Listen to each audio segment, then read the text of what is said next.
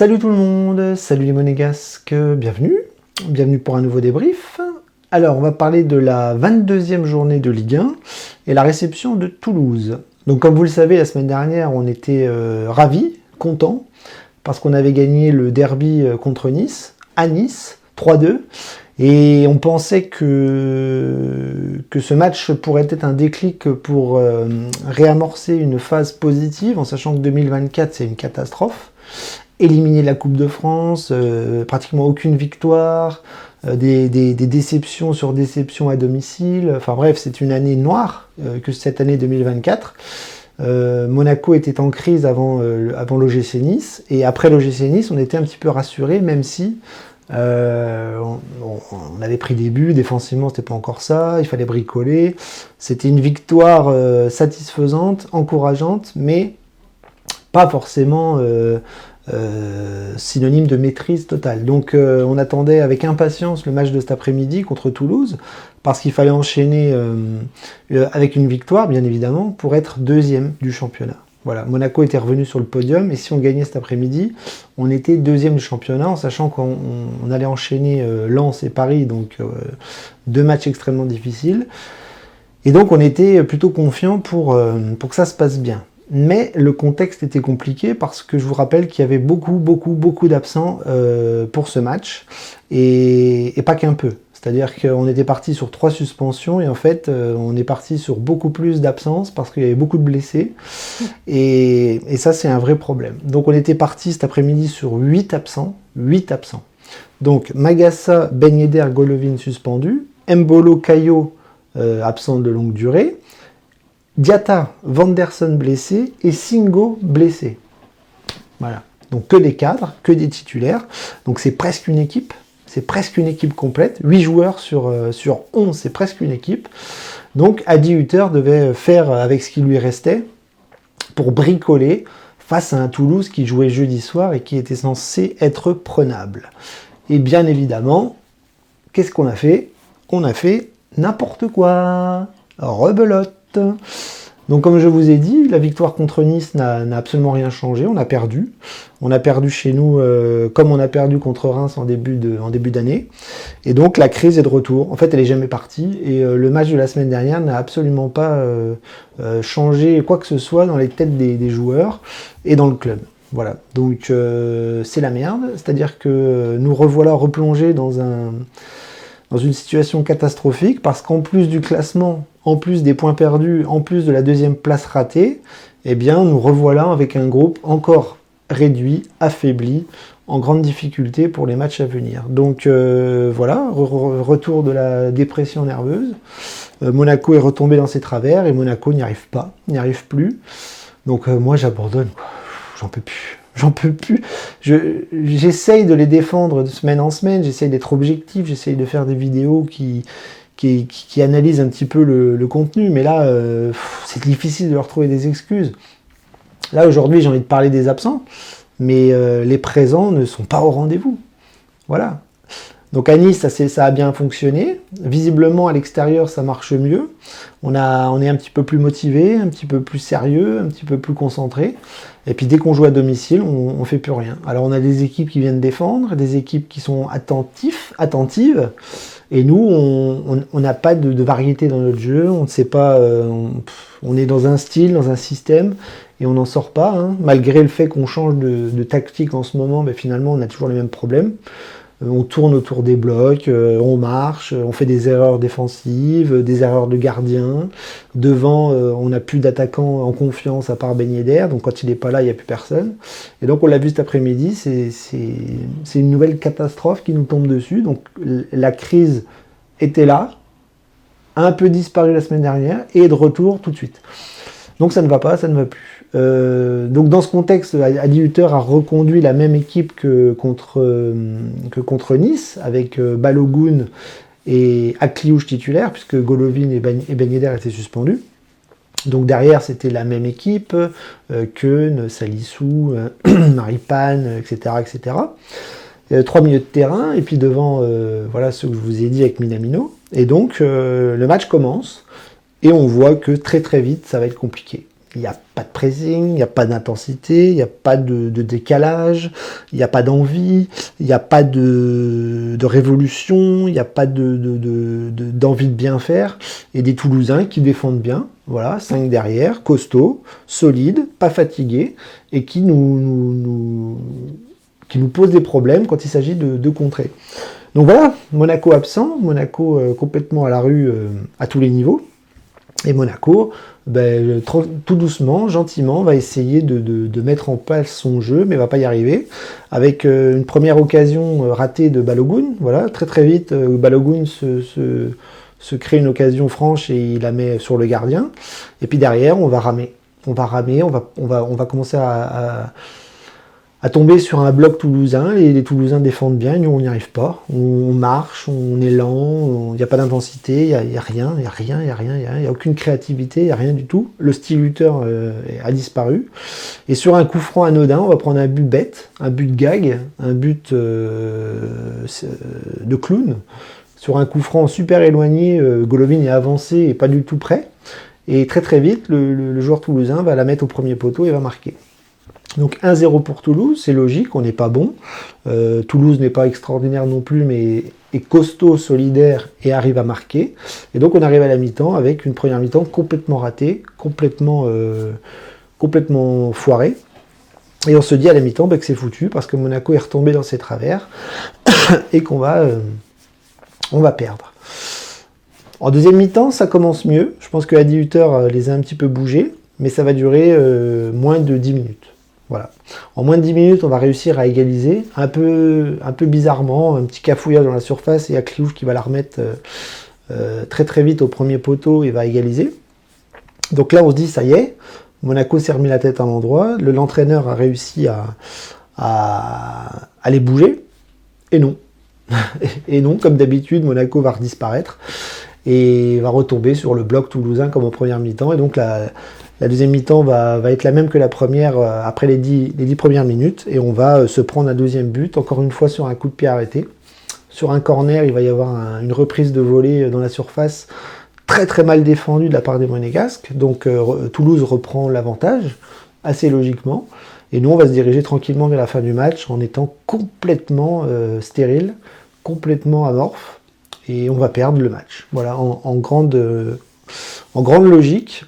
En toute simplicité, Monaco remonte son visage catastrophique cet après-midi, mais bon, c'est plus des accidents. C'est-à-dire que maintenant, c'est la réalité. C'est-à-dire que Monaco n'a pas de banc. Monaco n'a pas des jeunes capables d'être dans cette équipe. Quand les titulaires sont absents, eh bien, il n'y a plus rien. Et même quand ils sont là, c'est compliqué parce que défensivement, on est mauvais depuis le début de saison. Donc voilà, donc il n'y a rien qui fonctionne. On est dans une situation cataclysmique parce que les titulaires, on ne peut pas les avoir puisque c'est suspension sur suspension, c'est blessure sur blessure. Cet après-midi, on en perd encore un gravement, Mohamed Camara, qui visiblement a les ligaments touchés. Donc Caio, Mbolo, Camara à l'infirmerie. Et derrière, on a fait un mercato d'hiver catastrophique en n'anticipant pas ce genre de choses. On a prêté plein de joueurs et nous voilà donc avec les jeunes sur le banc et des titulaires qui sont là un match sur 2, un match sur 3. Et donc on n'arrive pas à avoir une équipe type. Hutter est obligé de bricoler à chaque fois et ça ne marche pas. Ça ne marche plus puisqu'on perd des points et tout le monde nous met des buts, mais tout le monde nous bat maintenant. Voilà. Donc c'est grave, c'est très très grave la situation, parce que Monaco a des ambitions. Monaco joue le podium et cet après-midi on l'a encore perdu. Et le pire, c'est ce qui nous reste à jouer. Parce que la semaine prochaine on va à Lens, et après on reçoit le Paris Saint-Germain. Donc autant vous dire que logiquement, dans cette situation-là, c'est 0. 0 point. Voilà. Donc si c'est 0 point pendant 2 journées, je peux vous dire qu'il y en a plein qui vont nous passer devant. Et au classement, on va dégringoler méchamment. Donc là, l'objectif, c'est plus la peine d'en parler, parce que là, sur le terrain, ça ne va pas du tout. Ça ne va plus du tout. On a des joueurs complètement à côté de la plaque. L'entraîneur n'a plus de solution. Et si c'est pour faire illusion un match sur 5, c'est pas la peine. Donc que dire si ce n'est que on a envie que ça s'arrête vite. Ça fait plusieurs saisons que les objectifs sont plus atteints, qu'on devient une équipe plus que moyenne, que le projet monégasque n'a plus aucune raison d'être. Alors certes, le club va être vendu. Alors bizarrement, Rybolovlev est là à tous les matchs, en donnant l'impression de se montrer comme si c'était de la communication. Mais moi, je ne suis pas sûr qu'il ait encore envie de continuer. Bref, ça on en parlera plus tard, mais c'est pas l'actualité. L'actualité, c'est qu'on a encore un Monaco cette saison qui n'y arrive pas, qui n'y arrive plus. On a beau changer les entraîneurs, on fait des mercatos qui nous paraissent cohérents, et finalement ça marche pas non plus. Donc les recrues comme Balogun, c'est une catastrophe. Zakaria, finalement c'est bon aussi par intermittence. Keun, finalement c'est pas bon non plus, on le voit cet après-midi, il nous coûte 2 points. Et donc voilà, l'ambiance monégasque, le style monégasque, l'environnement monégasque commence à peser dans la tête et dans les jambes des joueurs. Et donc les années se suivent, se ressemblent et on fait de la merde. On fait de la merde et on n'est même pas sûr d'avoir l'Europe la saison prochaine si on continue comme ça. Parce que je vous le dis, il y a le terrain, donc il y a les remplaçants pas au niveau, il y a les titulaires qui sont pas là, qui sont tout le temps suspendus ou blessés. Et les jeunes ne font pas le boulot. Donc on fait quoi? Il n'y a pas de mercato possible pour nous aider. Les matchs à venir, il va encore y avoir des suspensions énormes. Zakaria ne sera pas là contre le PSG. La semaine prochaine, c'est Kerrer et Akliouche qui sont suspendus. Singo, on ne sait pas ce qu'il a. Camara, il est out pour la fin de saison. Donc du coup, on ne peut plus rejouer à 3 milieux parce que Koulibaly, on voit que c'est sympa, mais c'est pas prêt. Akliouche, pour moi, c'est pas au niveau. Ben Seguir, il revient de blessure, c'est compliqué. Donc, il n'y a plus rien qui fonctionne. Le coach est comme nous, il est complètement impuissant face à ça. Et donc, ça chute. Ça dégringole petit à petit. Et nous, on est obligé de constater les dégâts. Parce que si c'est pour gagner un match tous les 4 ou 5 rencontres, eh bien, nous, ça ne nous intéresse pas. On veut de la constance, on veut de la solidité, on veut des séries de victoires. Et même face à Toulouse, c'est-à-dire un club qui est au fin fond de la Ligue 1 et qui est nul à chier, et en plus qui joue la semaine, qui est censé être fatigué, qui nous met une petite leçon de réalisme. Donc moi je sais plus quoi dire. Moi je sais plus quoi faire. J'attends la fin de saison comme chaque année. Le projet monégasque est mort. Il est mort de chez mort. Je prends plus aucun plaisir avec ce projet-là. Je prends plus aucun plaisir avec les joueurs. Même quand il y a des victoires comme la semaine dernière, ça fait illusion. Parce que nous, ce qu'on veut, c'est pas une victoire, c'est des victoires. Et même ça, on n'y arrive pas. C'est-à-dire qu'au temps de Philippe Clément, on en avait un peu plus, des séries de victoires. Au temps de Kovac, on en avait un petit peu aussi. Mais là, à 18h, je suis désolé, mais il n'est pas aidé par les suspensions et les blessures, mais je pense qu'il est un petit peu responsable aussi.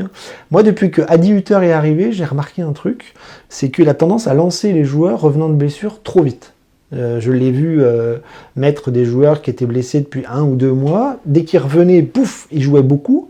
Ils étaient titulaires. Je pense même à Minamino qui, lui, revient de la Coupe d'Asie et joue 20 minutes. Alors, le joueur peut avoir demandé de le faire, mais c'est dangereux. Et donc voilà, Adi Hutter prend des risques. Le staff médical, je ne suis pas sûr qu'il soit très très doué par rapport aux années passées. Donc voilà, je trouve que Adi Hutter fait des paris qui ne fonctionnent pas, en tout cas qui ne fonctionnent plus. Il a fait illusion un petit peu au début de saison, puis là on se retrouve encore une fois dans le trou. Dans le trou.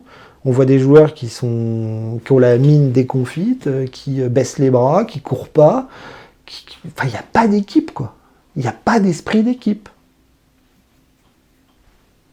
On a un milieu de terrain qui est nul à chier, c'est-à-dire que Fofana, lui, c'est même plus un match sur 10 qu'il joue, c'est un match sur 15. Zakaria, il peut pas tout faire tout seul. Balogun, je vous le dis, j'ai pas envie de l'enterrer maintenant parce qu'on sait qu'il y a des saisons d'adaptation, mais là, force est de constater qu'il est lui aussi au fond du trou. Moralement, il n'est plus là. Il est devenu un joueur comme Myron Boadou, c'est-à-dire inefficace, perdu, le moral dans les chaussettes. Et puis derrière, ça ne suit pas, quoi. Donc c'est-à-dire qu'il n'y a que Golovin qui peut donner un petit peu illusion, Ben Yedder surtout, qui nous marque des buts dans ce marasme. Et puis derrière, c'est nul à chier, quoi. Kerrer, c'est pas bon. Il est obligé de dépanner à un poste qui ne l'aide pas. Salissou, c'est pas à 100%. Maripane. Oh là là là là. Quelle lenteur. Bah, que n'est pas décisif. Jacobs, c'est pas Caio Henrique, évidemment. Donc voilà, tous ces facteurs qui font que ça ne va pas, que ça ne va plus, qu'on chute, et que l'objectif est en train de disparaître petit à petit. Et je vous dis, Lens et Paris Saint-Germain, je ne sais pas comment on va faire pour prendre des points, quoi.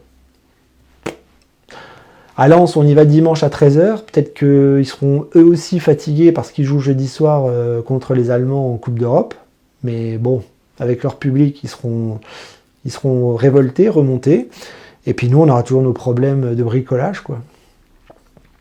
Voilà, il suffit qu'il y ait un malade ou un blessé cette semaine et puis c'est la catastrophe. Donc bref, voilà, bricolage, inefficacité, discours du coach qui marche plus, pas de profondeur de banc, effectif réduit qui aurait pu être évité au mercato. Enfin bon, bref, voilà. On va pas faire le bilan tout de suite parce qu'il reste des journées, mais là, à l'heure actuelle, c'est la crise. Monaco, ça va pas, ça va plus. Et le classement va nous mettre face à des concurrents qui, eux, pour le coup, cartonnent. Je pense à Lille, je pense à Lens, justement, je pense à tous ces gens-là qui vont nous passer devant. Et puis nous, on va ramer pour essayer de choper peut-être la 4e place, si tout va bien. Place qualificative, je vous le rappelle. Bon bref, j'analyserai pas les joueurs parce que c'est une faillite collective et en attendant, je vous dis à la semaine prochaine pour débriefer sûrement la défaite à Lens. Et puis en attendant, voilà, on n'a plus que nos yeux pour pleurer. Naguet.